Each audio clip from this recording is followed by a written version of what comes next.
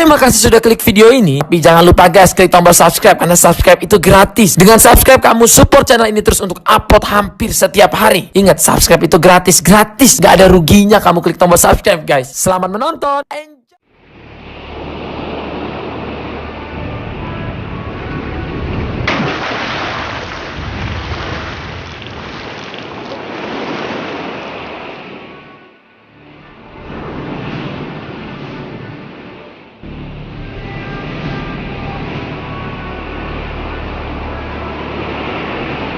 Welcome to the onboard training program of KAPAL. This video will show one of the direct effects on shipping, brought about by probably the most heinous terrorist acts carried out in the history of mankind. The terrorist events of September the 11th, 2001 led the shipping industry to urgently focus on the possibility of ships being used to carry out terrorist activities, to harm the vital interests of nations, or to cause damage to life, property, and the environment.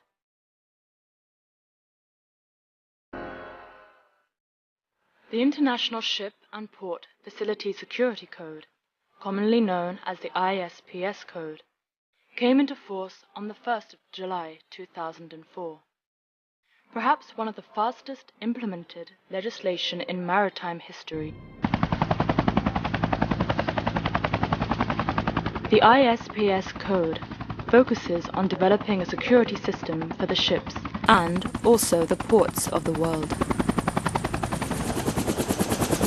This video will deal only with the implementation of the Isps Code for ships.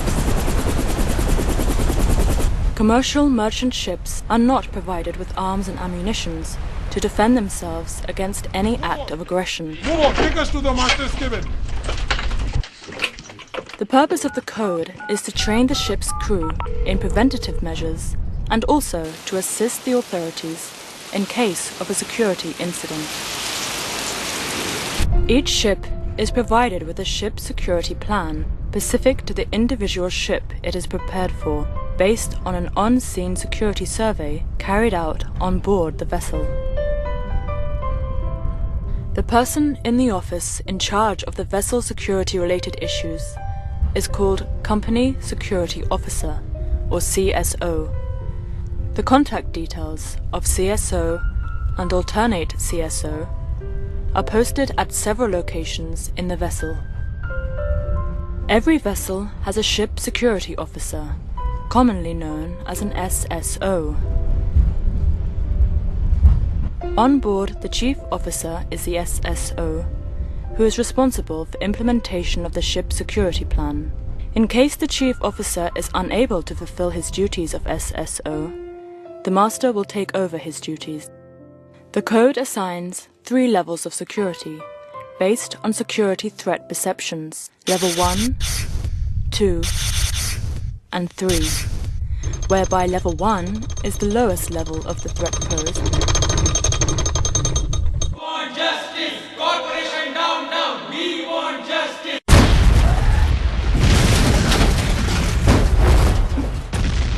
And 3 is for the highest. Security level 1 is defined as the basic level of security, which needs to be maintained on board the vessel at all times, whether at sea or in port. Security level 2 means the security level for which appropriate additional protective security measures should be maintained for a period because of heightened risk of a security incident. Security level 3 means the level for which further specific security measures should be maintained for a limited period of time when a security incident is probable or imminent. It is important for all personnel on board to clearly understand that safety has an overriding priority over security in case of conflict between the two. Let us further understand the various key aspects of this code, which, when implemented on board the vessel, contribute towards the security concerns. The access point to the vessel, and also the access to various areas of the vessel, is an important part of the code. Authorized and unauthorized points of access to vessel are required to be identified in the plan. The authorized accesses are gangway,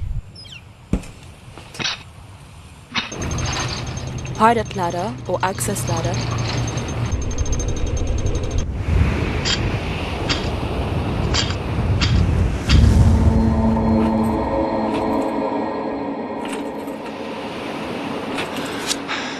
the unauthorized access points could be anchor chain,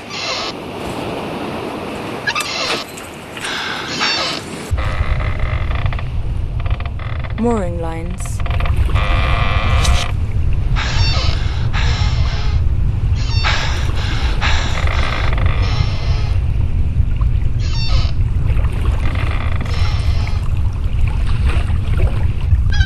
cargo bunker hoses.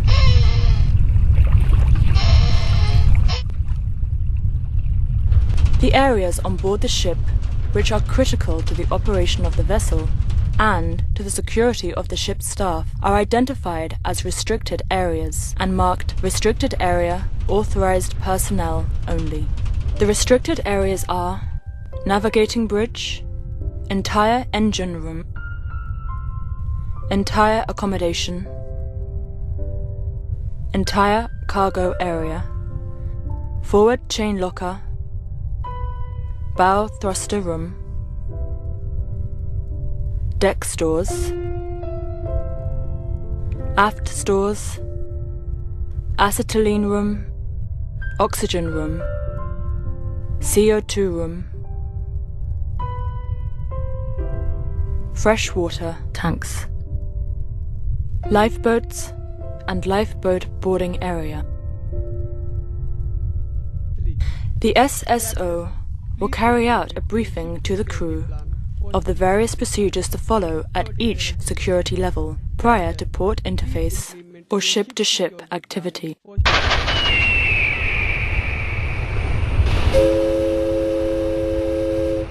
The vessel has to implement different procedures for various activities at the 3 different levels of security.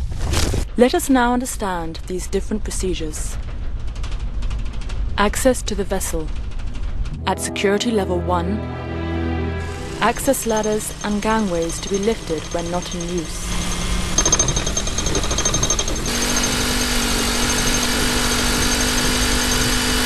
Visitors log to be filled out by all personnel visiting. Visited this place? Yeah, fine. Visitors pass to be issued.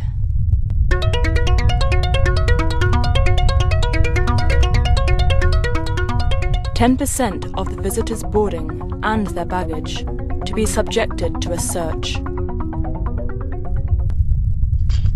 All boarding personnel will be directed to the ship's reception area. Duty officer will be informed of the boarding.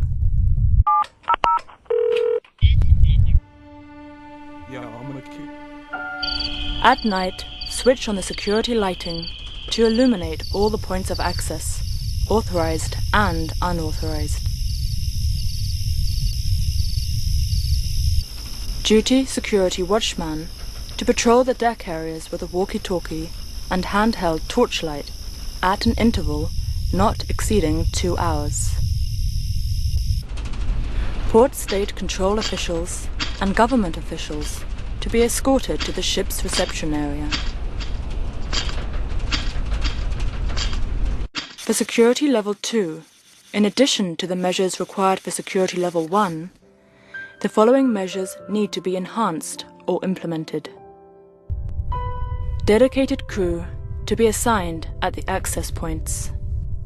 100% of the visitors boarding and their baggage to be subjected to a search. All visitors to be escorted to the ship reception area.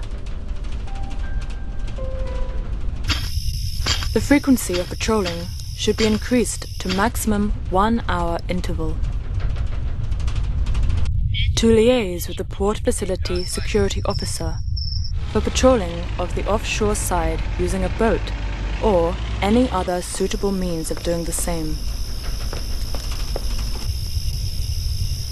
Additional visible patrol should be present on the deck.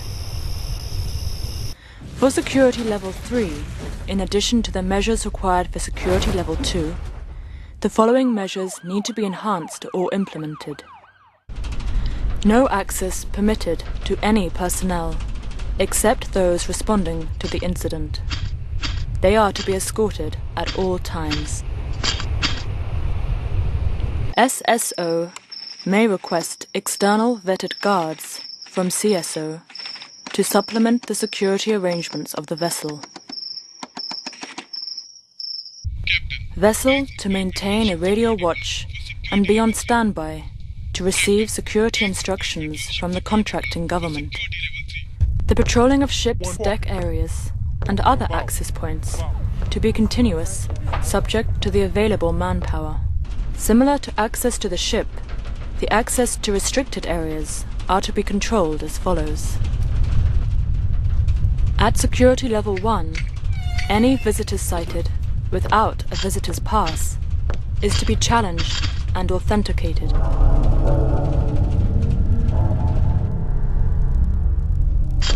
Regular patrolling to ensure no tampering of the locks and systems has taken place of the entrance to the restricted areas. At security level 2, in addition to the procedures for security level 1, no visitor is allowed close to the restricted area unless authorized by SSO or master. A dedicated patrol is to be maintained around the restricted areas.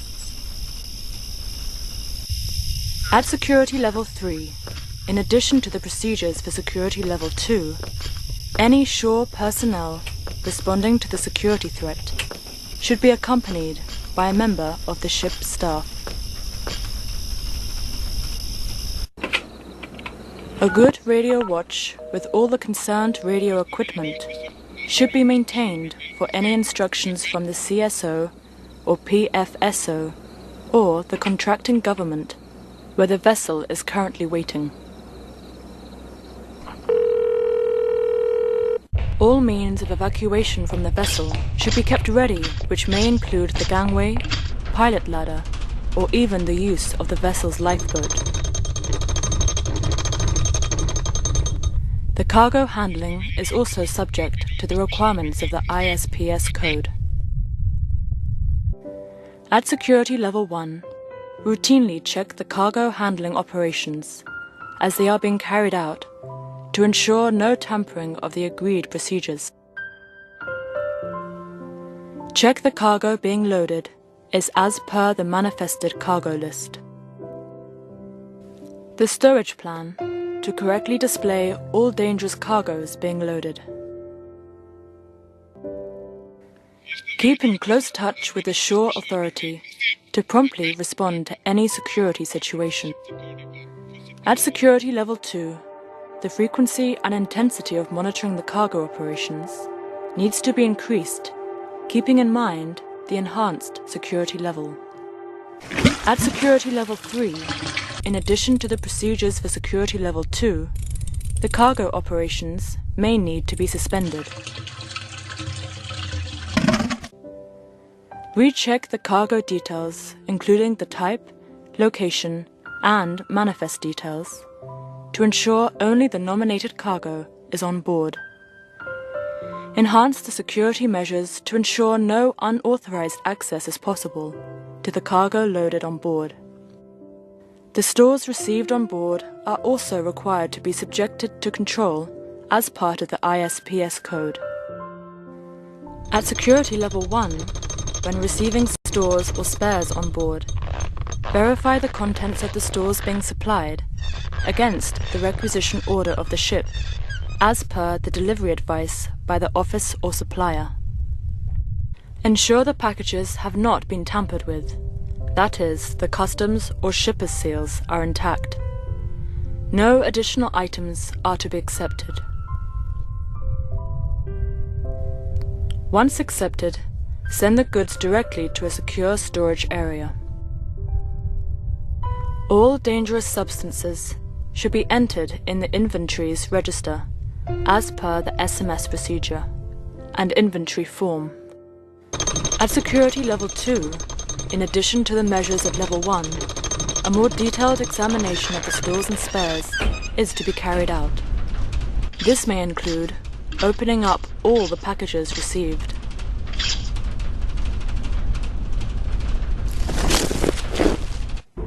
At security level 3, in addition to the measures implemented at security level 2, the operations of taking stores on board may need to be suspended.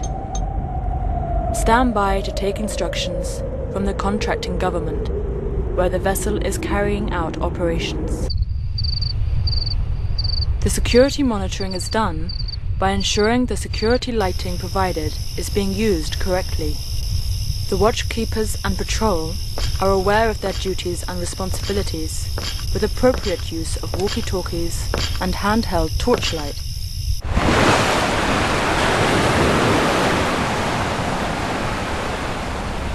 At security level 1, when the vessel is navigating, ensure the deck areas and surrounding areas of the vessel are being monitored.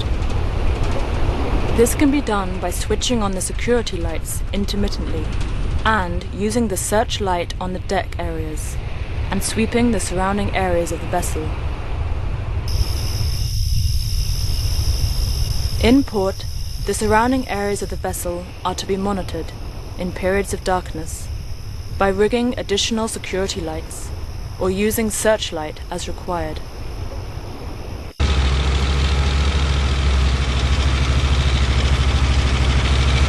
If suspicious unidentified boats or vessels approach the vessel, SSO should be informed, who will inform the master, and the crew will be mustered.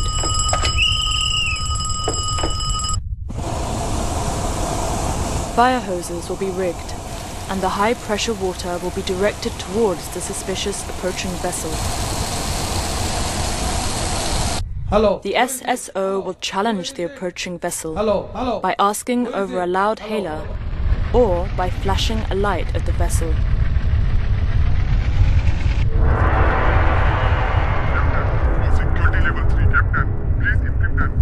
The port facility security officer should be contacted for advice and assistance in such cases. At security level 2, increase the frequency of the security patrols around the vessel, especially when sailing in dangerous waters. When in port, a better coordination is to be maintained with the boat patrol, if provided, and also if shoreside foot patrols deployed. In darkness, increase the coverage and intensity of lighting. At security level 3, in addition to the steps taken at level 2, illuminate the ship's side while underway. This lighting should not compromise the safety of navigation. Consider some options of deterring access to the underwater hull. Maximum personnel to be deployed for patrol.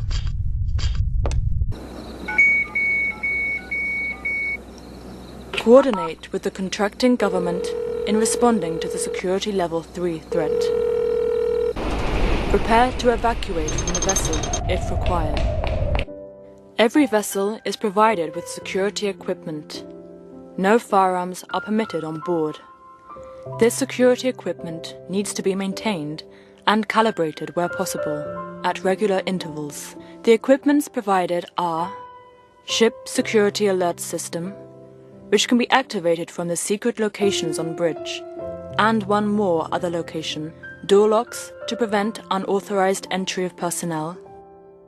All other equipments such as lighting, walkie-talkies, AIS, although used, are not included as security equipments on board the vessel. All crew members have been assigned security duties, just as is the case for responding to any emergency on board the vessel. These responsibilities are as per the Matrix 003 of the Ship Security Plan and are displayed prominently. Let us have a look at the several forms that are required to be filled out and maintained as part of the actions taken for various security-related activities. The declaration of security when our own vessel is interacting with a port facility or another ship. 172.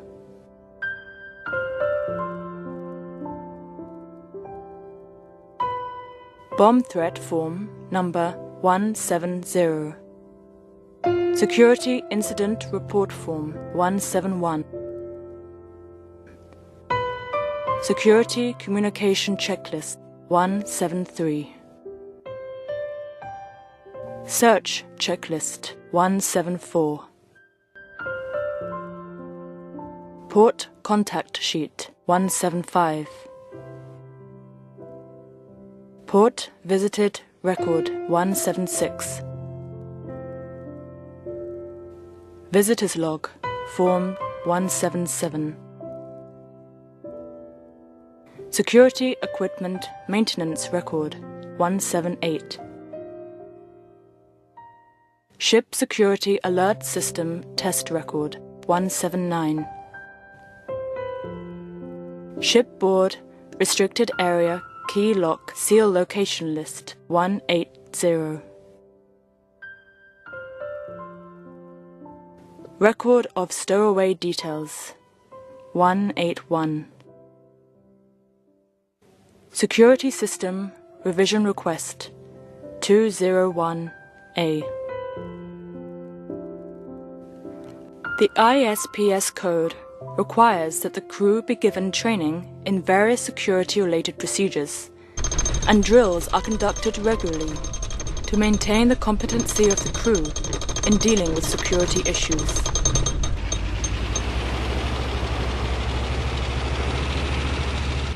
Contingency plans are developed for various situations which are included in the plan. These are terrorism, which includes piracy, hijack, and sabotage.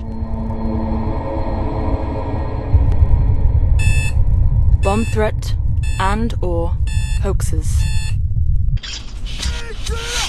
Non-terrorist related criminal offense. Stowaways. Weapons, ammunitions, drug and/or contraband smuggling. The ship security plan also gives guidance on the search procedures to follow in case of search of a bomb.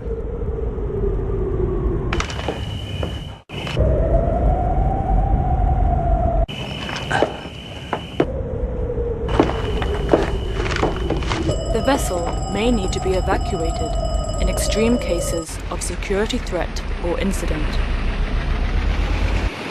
It is important to understand that security of the ship is the responsibility of all.